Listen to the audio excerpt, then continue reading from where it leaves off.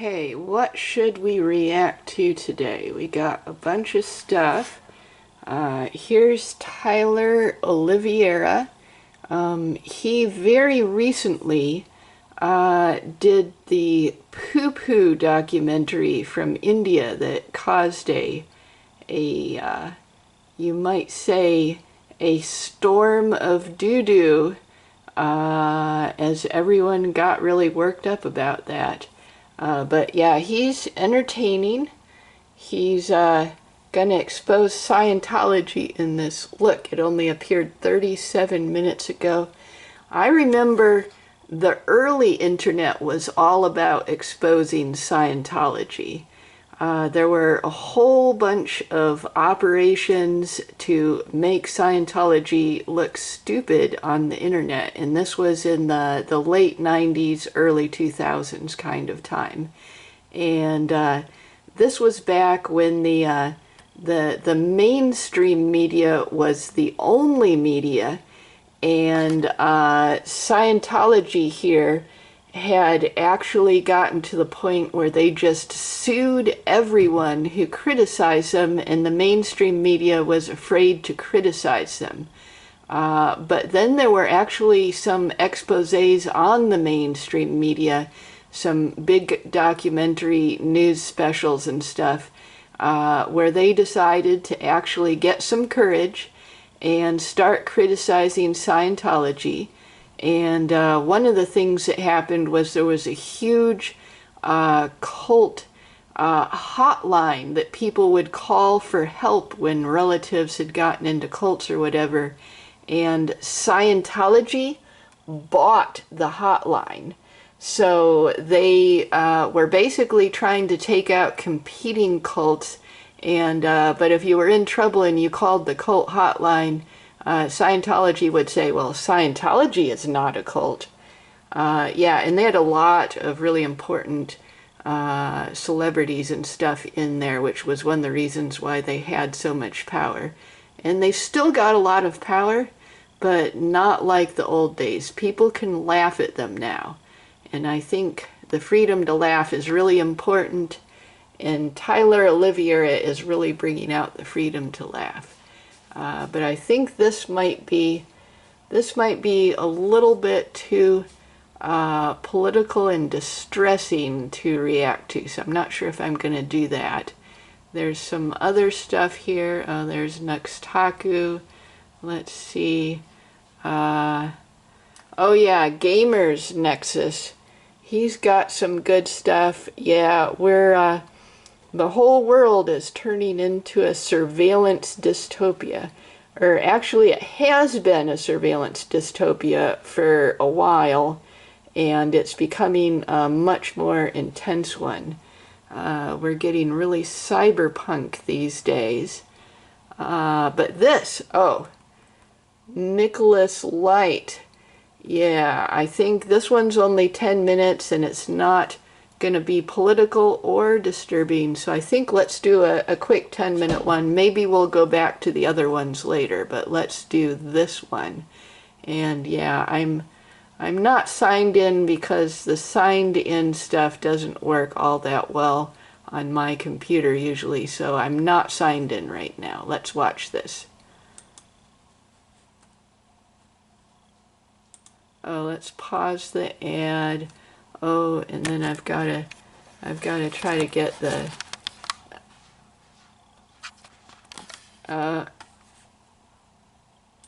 okay. Yep, I gotta get the sound turned up. Okay. Okay.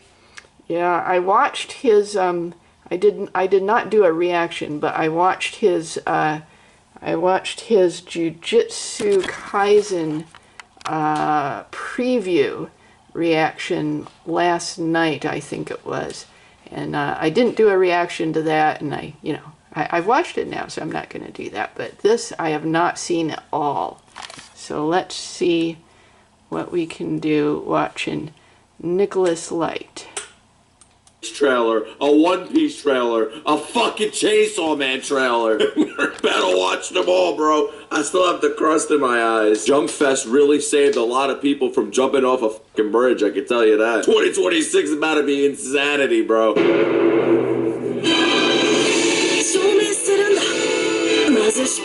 Wait, it's a recap trailer?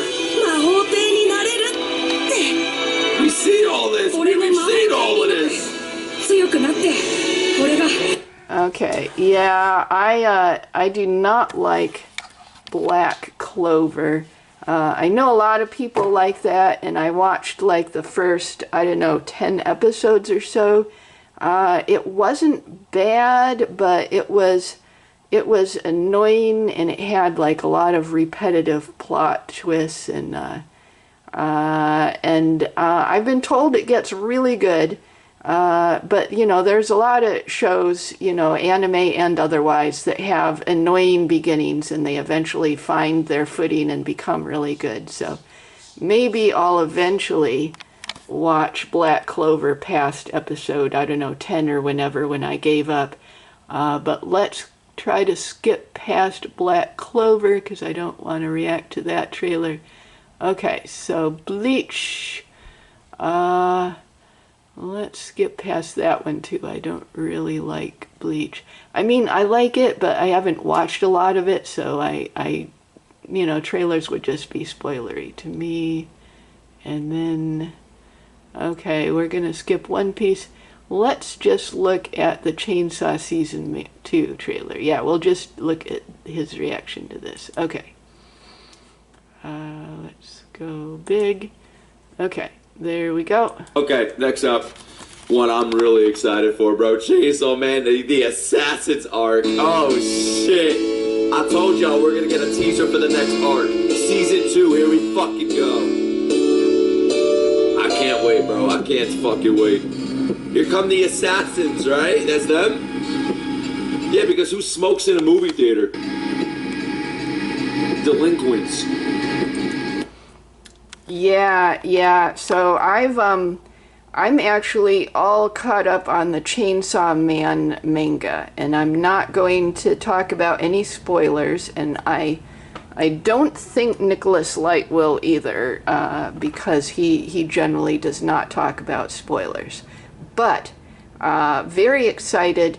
Even though I already know the storyline, it's very exciting to see Chainsaw Man on the screen, especially really well animated. And because there's one of the things about reading a comic is that, you know, it's, for the most part, it's not in color. And also, sometimes things can be confusing, like especially in fights. It's like, it's hard to figure out sometimes who is kicking who and stuff like that. Whereas in an animation, you're like, oh, I know who kicked this person. You know, I can tell. So let's watch a little bit more. Alright, so we're keeping that movie style.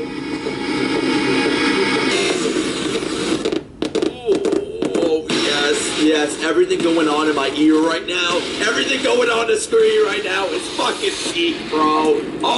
Oh yeah, let's go. Okay, yep. Right now, everything. Yeah, let's see. I've forgotten her name. That guy is a minor character, but pretty cool. The internet is going to become obsessed with her once that things, let me see if I can pronounce her name right, Guangxi. She's from China. She is going to really make the internet obsessed with her. And so let's keep going. Going on the screen right now is fucking peak, bro. Holy shit.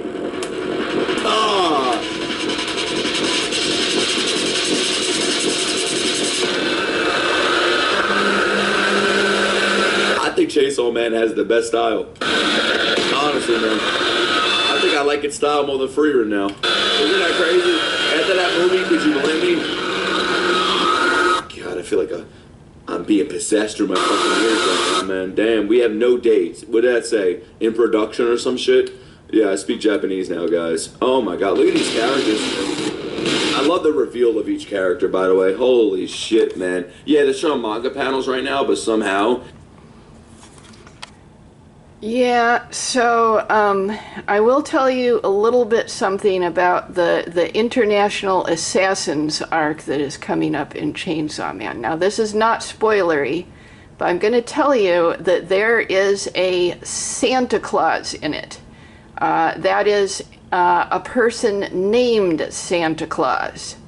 And Santa Claus's identity is a big spoiler. At first you think, oh, this person is Santa Claus, and then you're like, oh, this person is Santa Claus, and it's complicated, and I'm not going to really give you hints as to what the resolution is, but I think you're going to be super terrified of Santa Claus and Santa Claus's need for children. This is a scary, scary Santa Claus, and things are going to get real weird, the International Assassins arc. Now, I remember I started the Chainsaw Man manga. I'm going to pronounce it sometimes manga and sometimes manga. I have a lot of pronunciation difficulties, so I try to clear them up, but they just keep happening, so I'm just going to say, hey, I'll do that from time to time, and I'll just try to go with it. It'll be okay. But anyway, so I started it in the very beginning when it first came out, and Tatsuki Fujimoto was a very new comic book artist / writer, which they call mangaka in Japan. And because it's not like in America where there's one writer and there's like maybe 10 artists working on a comic. There it's usually a writer who also draws it, and then if they can become monetized well enough, if they got enough money coming in, they can get a bunch of art assistants to help them draw it so they can actually produce it without, getting 3 hours of sleep a night and destroying their lives. But although it's still pretty difficult for them to produce it, so a lot of work that they put into things like this. And but yep, I was a very early Chainsaw Man reader right from the beginning. I did not realize it would ever get an anime, so very exciting to see it continuing to have more and more stuff come out with the anime and the movie and everything like that. And the Chainsaw Man manga is still ongoing, although it's got I think more than twice as much material as has ever been animated. And there's some interesting things going on right now in the manga with, let's just say America. America is warmongering, is the theme that it's going on right now. Whereas the Chainsaw Man movie that just came out with Reze, the theme of that was sort of Russia is sneaky and doing bad things. And then the International Assassins arc, the theme of this is that every country is sneaky and doing bad things. So very excited to see this. Yeah, Nicholas Light is a really big anime reactor. He rose up to popularity, I think it was like a year or two ago. I was watching him a lot. The reactor niche on YouTube is much harder to make money with now, so there's not as many reactors, and I think the YouTube algorithm just doesn't suggest reactors as much.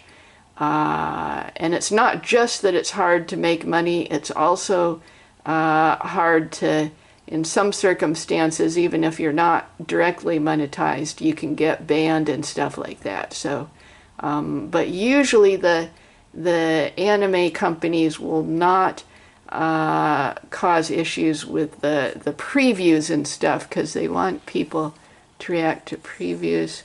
Oh, you're going in there. Oh, you're going in there. Hey, stop crawling on the keyboard. Hey, stop crawling on the keyboard. Okay, there. Oh, why are you doing that? Okay, here we go. And, okay, so I think I'm done with that. Yes, I'm done with the whole reaction. There we go.